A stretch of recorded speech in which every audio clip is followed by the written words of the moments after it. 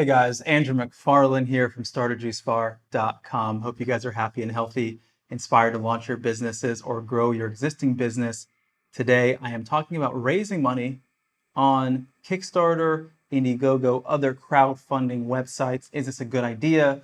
We're going to talk about it. If you guys are new to the channel though, and you don't know who I am, you don't know what we do, over the last decade, myself and our company has had the pleasure of supporting hundreds of entrepreneurs all over the world, launch and scale successful juice concepts, smoothie bar businesses, juice trucks, acai bowl businesses, healthy cafes, and more, as well as running our own businesses in this sector. All the information on this channel is coming from that wealth of experience. Early invitation to press the like button. That's going to expose more people to this content and ultimately make the world a healthier place, which I'm sure is part of your mission, just like it's ours. And then also, if you're not subscribed to the channel, early invitation to subscribe. We're releasing videos like this regularly. Hit the notification bell so you get alerted when we release the content. Now, let's dive in. If you're in the early phases of your business, maybe you're even in the later stages of your business where you might have a delivery business, you might have a storefront, you might just be looking to accelerate your growth from raising capital. And it might have come into your mind, hey, what about crowdfunding? Is this a good idea? Should I do it? I'm going to talk all about that. Now, I often say that different funding sources have different kinds of personalities, right? It may be a creative way of thinking about it, but ultimately, let's say you're raising money from a bank. Because the money that you're getting from a bank has certain contingencies to it, and maybe that's a better way of putting it, is that the contingencies are going to have implications on your business. So for example, when you're raising money from a bank, you're getting a loan, they're going to charge interest on that loan. They oftentimes will ask you to collateralize that loan with some sort of asset, could be property, could be something else. So you are on the hook for that loan no matter what happens to your business. Whether you succeed or you fail, you've got to pay off that loan. So that's one of the personality attributes you could say from that kind of money. Maybe you're looking at investors, and investors are going to take equity in your business potentially.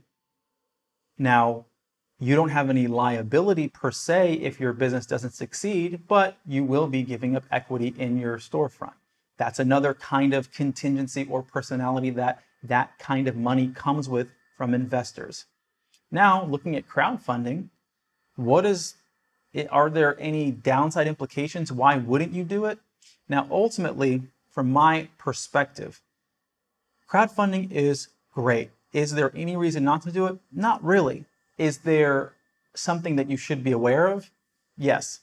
Very likely, because you have a local business, you're not likely to raise all the money that you need from a crowdfunding website. Now, if you're an amazing marketer and you have all these people who are willing to give you money up front so you can raise $100,000, $200,000, that would be phenomenal. Most projects don't raise that kind of money because, especially when you're looking at the kind of people who have to be in proximity to your business to redeem whatever it is that you're promising them, then it's going to be people who are within a certain vicinity. That means that that pool of people is quite small.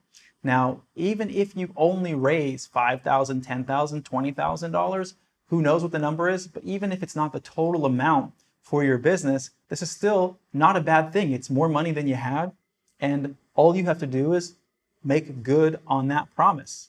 Now, sometimes, and I think what I've observed too, is that the trend for crowdfunding websites is still positive, but some people have complained that people haven't been able to redeem the things that they've invested in because Kickstarter or Indiegogo, I don't believe that these companies have any liability or requirements for the owners of the company to provide on their promise. So if people are going to be asking the question, hey, if I invest, you're trying to raise 50,000, you raise 25,000 instead, and you don't have enough money to actually start your business, but you start spending money along the way and you don't refund the money, there's no promise that the customers have that they are going to get what they invested in. So my suggestion is, if you do go this route, don't spend any of the money before you actually have the total budget that you need, just to be in integrity with the people who are investing in your business. Because the last thing that you want is to invest some of their money and not have your business open because you don't have all the money that you need potentially. And then they're looking around and saying, hey, where's my juice? Just some suggestions and things you have to be aware of. is running these kinds of campaigns can be time intensive and time consuming, and it's not a small thing if you're going to do it well. You have to stay consistent with the marketing. You have to be able to have really good incentives. So what kind of things are you going to offer people? You might offer, free juice for a certain price. You might offer a free juice cleanse. You might offer like a 10-pack of smoothies. You might offer some mentorship for a period of time, like health coaching. There are all kinds of things that you can offer as incentives at a discounted rate. Now, I always say that having people pre-purchase product is always better than post-purchasing. What I mean by that is when somebody's giving you money up front, you know exactly what you need. So make sure that the one thing that you have to be aware of is that you're doing the math correctly, and you don't offer a smoothie for, let's say $4, but it costs you more than that to make it. Now you're running negative, and it's going to really impact your business in a significant way.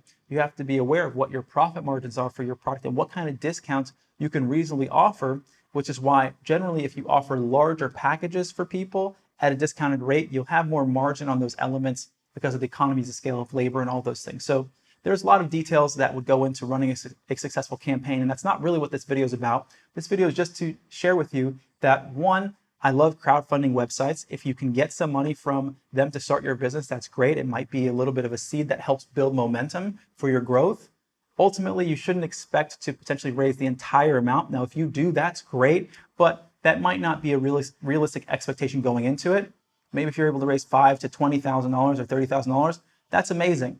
Tap into the pool of people in your environment, make the vision exciting, really get good at communicating why it's important for your community to have this business, and have people jump on board. It's a beautiful thing. Now, if you need support raising money for your business in other realms, we can definitely help you with that. Reach out to me personally at Andrew@StartAJuiceBar.com. We can discuss putting together a business plan and giving you some insight into where you can go to get money for your business outside of strictly just crowdfunding. Hope this has been helpful for you all. If you haven't pressed the like button yet, another invitation to do that. Questions or comments, you know where that goes in the comment box below. If you're not subscribed, you definitely want to subscribe. Hit the notification bell. Follow us on Instagram. There's exclusive giveaways and special promotions and things that we only do there. So you definitely want to check us out on Instagram. And then lastly, if you like podcasts, we've got a podcast on Spotify, podcast on iTunes, the Juice Bar Experts podcast, really easy to find. Till next time, wishing you guys a lot of success. Our mission is really to create a world where there are more healthy cafes and juice bars than unhealthy fast food service businesses, because I don't understand why we live in a world where there are more places that are not contributing to humanity's health when we really should be having 80 to 90 to really 100% of the things that we consume actually be beneficial to our bodies, so we can make this world a reality together. We're here to empower you. Until next time, this is Andrew McFarland with StartAJuiceBar.com. I'll see you at the next video. Hope you guys have been enjoying the video content. If you are inspired to launch your juice business, but you're not exactly sure what steps to take, for you, we've created a free ebook, 15 steps to starting a juice business from scratch. This is going to give you a high-level overview of everything you need to do from where you are now all the way to opening your business. Now, if you want to go even deeper, we've created an online course, the Juice Bar Master Blueprint. This is going to go into great detail into every aspect of starting your business, everything from branding to menu development to finding the right location, the equipment that you need, and so much more, all the way to launching your business. There's links for both of these in the description below. I know you're going to find a lot of value out of them. As always, hope you guys are happy and healthy, wishing you a lot of success, and I'll see you at the next video.